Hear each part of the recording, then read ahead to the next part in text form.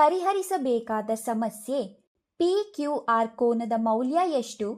ಈ ಸಮಸ್ಯೆಯನ್ನು ಪರಿಹರಿಸಲು ಮೊದಲು ತ್ರಿಭುಜದ ಕೋನಗಳನ್ನು ಅರ್ಥ ಮಾಡಿಕೊಳ್ಳೋಣ. ತ್ರಿಭುಜದ ಮೋಜಿನ ಆಟವನ್ನು ಆಡೋಣ. ಇದೊಂದು ತ್ರಿಭುಜ. ನಾವು ಇದರ ಎಲ್ಲಾ 3 ಕೋನಗಳನ್ನು ಕತ್ತರಿಸೋಣ.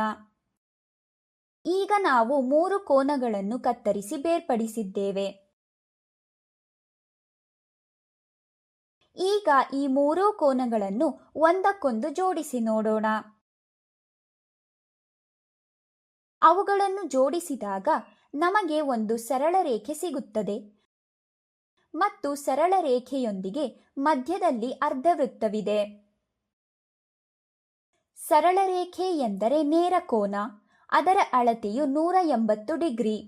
ಹಾಗಾಗಿ ಇಲ್ಲಿ ನಾವು ನೋಡಿದ್ದು ತ್ರಿಭುಜದ 3 ಕೋನಗಳನ್ನು ಒಂದಕ್ಕೊಂದು ಸೇರಿಸಿದಾಗ ಅವುಗಳ ಮೊತ್ತ 180 ಡಿಗ್ರಿಗಳಾಗುತ್ತದೆ. ಇದರರ್ಥ ತ್ರಿಭುಜದ 3 ಕೋನಗಳ ಮೊತ್ತವು ಯಾವಾಗಲೂ 180 ಡಿಗ್ರಿಗಳಾಗುತ್ತದೆ.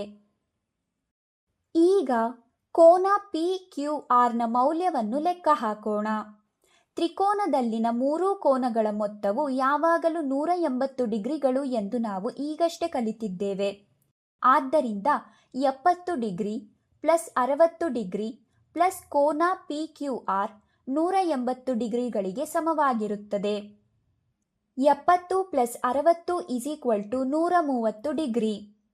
ಆದ್ದರಿಂದ 130 ಡಿಗ್ರಿ ಪ್ಲಸ್ ಕೋನ PQR 180 ಡಿಗ್ರಿ. ಹಾಗಾದರೆ ನಮ್ಮ PQR ಕೋನ ಯಾವುದಕ್ಕೆ ಸಮವಾಗಿರುತ್ತದೆ? 180 ಡಿಗ್ರಿ ಮೈನಸ್ 130 ಡಿಗ್ರಿ ಅಂದರೆ 50 ಡಿಗ್ರಿ.